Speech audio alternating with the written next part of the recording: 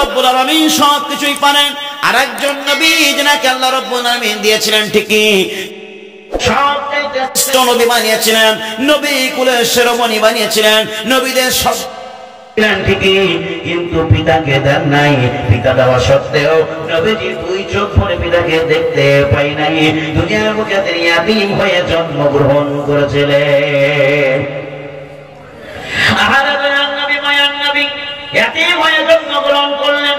ওই সময় একটা প্রথা ছিল, পার্শ্ববর্তী এলাকায় মানুষদেরকে রেখে আসা হতো, সন্তানদেরকে রেখে আসা হতো, যাতে এই গ্রামের কোনো পঙ্কলিত তার গায়ে ছুটে না পারে, যেন সুঠাম হয়, ভালো হয়। এই জন্য পার্শ্ববর্তী এলাকায় রেখে আসতো।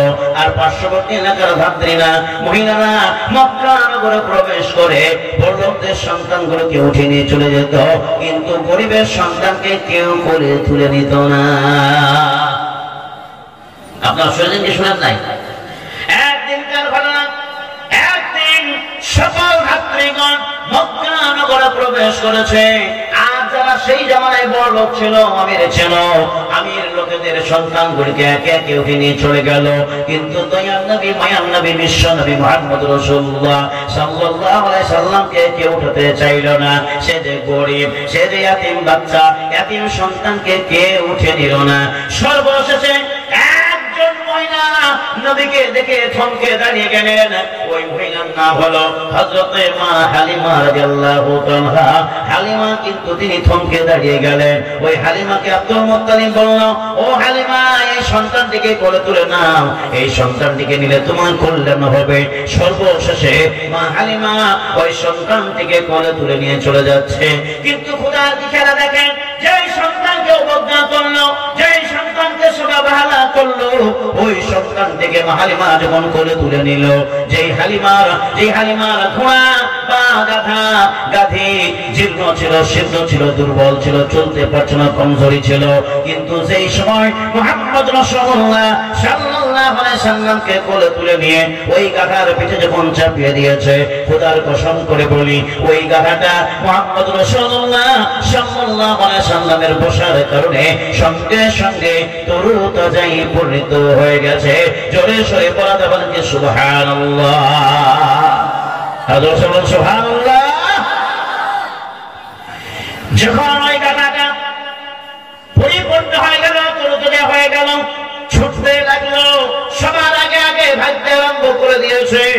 হালিমার আগে আগে যারা চলে যাচ্ছে বাড়ি, তারা সবাই জিজ্ঞাসা করলো, কি ব্যাপার ও হালিমা, তুমি কি পথের মধ্যে এই গাধাটা পরিবর্তন করেছো নাকি? তোমার তো গাধা আগে আগে চলতে পারতো না, তোমার তো গাধা জীর্ণ ছিল, দুর্বল ছিল, কমজোরি ছিল, কেমন করে আমাদের আগে আগে তুমি চললে বলো? নিশ্চয়ই তুমি গাধা পরিবর্তন করেছো। কিন্তু হালিমা বলেন, ও আমার বোনেরা, ও ভাইরা, তোমরা শোনো, আমি রাস্তার মধ্যে কোন জায়গায় গাধি পরিবর্তন করি নাই, গাধা পরিবর্তন করিনি, উট পরিবর্তন করি নাই। এই উটটা সেই উট, আল্লাহ রাব্বুল আলামিন এই বাচ্চাটিকে যখন আমার কোলে তুলে দিয়েছে, এই বাচ্চাটি যেমন উটের পিঠে চাপানো, গাধীর পিঠে চাপানো, সঙ্গে সঙ্গে তরুতাজাই পরিণত হয়ে গেছে। না জানি এই সন্তানটা সর্বসাধারণ সন্তানের মতো নয়, আল্লাহ রাব্বুল আলামিনকে আলাদা করে প্রেরণ করেছে। এটা সাধারণ সন্তানের মতো নয়।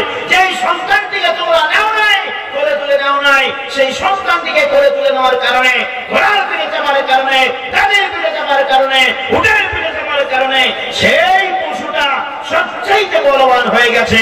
শুধু তাই নয়, সমস্ত ধাত্রীর আগে, সমস্ত মহিলার আগে হযরতে হালিমা রাদিয়াল্লাহু তাআলা তিনি তার ঘরে, তার গৃহে সবার আগে তিনি প্রবেশ করেছেন। জোরে সরে বলবেন সুবহানাল্লাহ। সবার আগে প্রবেশ করেছেন।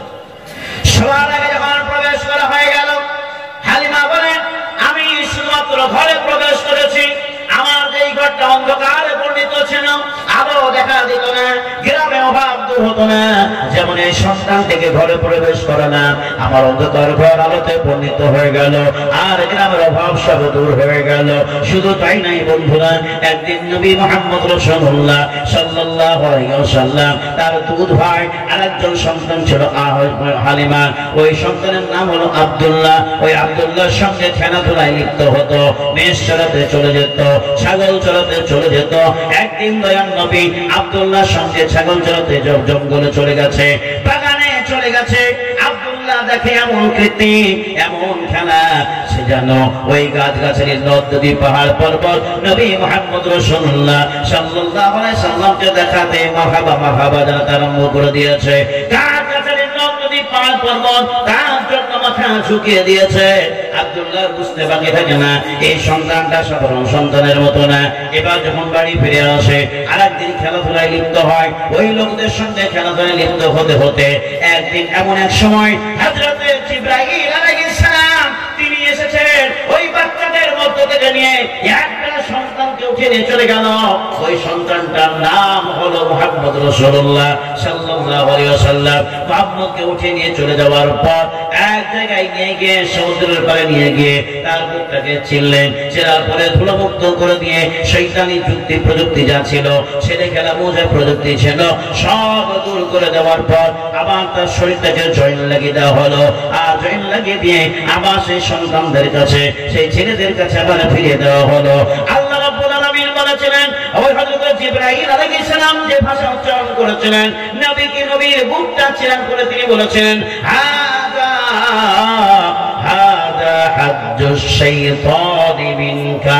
ও মুহাম্মদ সাল্লাল্লাহু আলাইহি ওয়াসাল্লাম, আপনার ভিতরে যা ছেলে খেলার প্রযুক্তি আছে আমি জিবরাইলটা দূর করে দিলাম। এবার সেই সন্তানদের কাছে রেখে আসা হলো। যখন সন্তান লেখা হয়ে গেল, এ সাধারণ সন্তান নয়, এই ছেলেটা আমাদের কাছে ছিল, আবার কিছুক্ষণ দেখা গেল ছিল না, আবার দেখতে পাচ্ছি পৌঁছে গেছে। কি ব্যাপার, কেমন করে এলো? হযরত হালিমার কাছে ঘটনা পৌঁছে গেল। হালিমা বুঝতে পারলেন এ কোনো সাধারণ বাচ্চাদের মতো নয়। সেই শিশুবেলাকার কাহিনী এখনো পর্যন্ত আমরা ভুলতে পারলাম না, এখনো পর্যন্ত আমাদের ব্রেনে গেঁথে আছে। সেই শিশু বাচ্চার কাহিনীর মতো আমাদের বাচ্চাদের কাহিনী হবে না, কিন্তু আমরা যদি চেষ্টা করি, আমরা নবীকে খাজে আপনি ধরার চেষ্টা করি তো হবে ইনশাআল্লাহ। তাই বলে যে ওই শিশু বাচ্চার কাহিনী এখনো পর্যন্ত ভুলতে পারি নাই।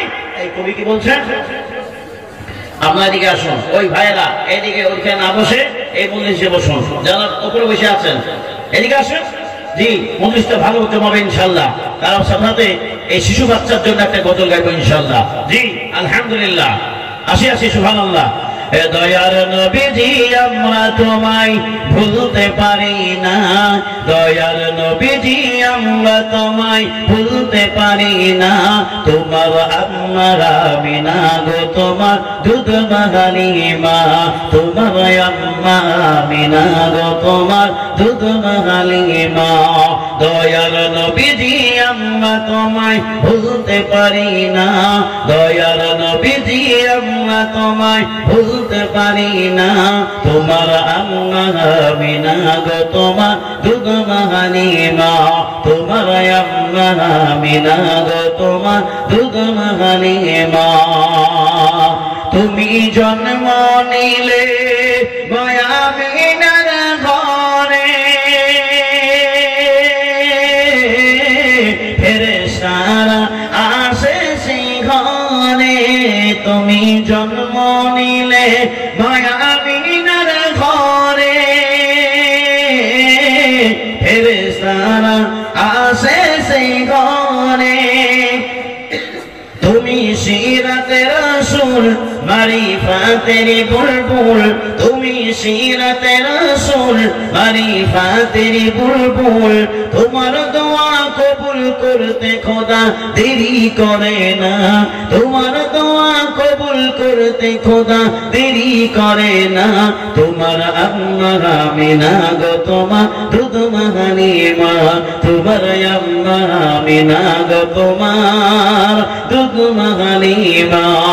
দয়ার নবীজি আমরা তোমায় ভুলতে পারি না, দয়ার নবীজি আমরা তোমায় ভুলতে পারি না। তোমার আম্মা আমিনা গো, তোমার দুধ হালিমা, তোমার আম্মা আমিনা গো, তোমার দুধ হালিমা।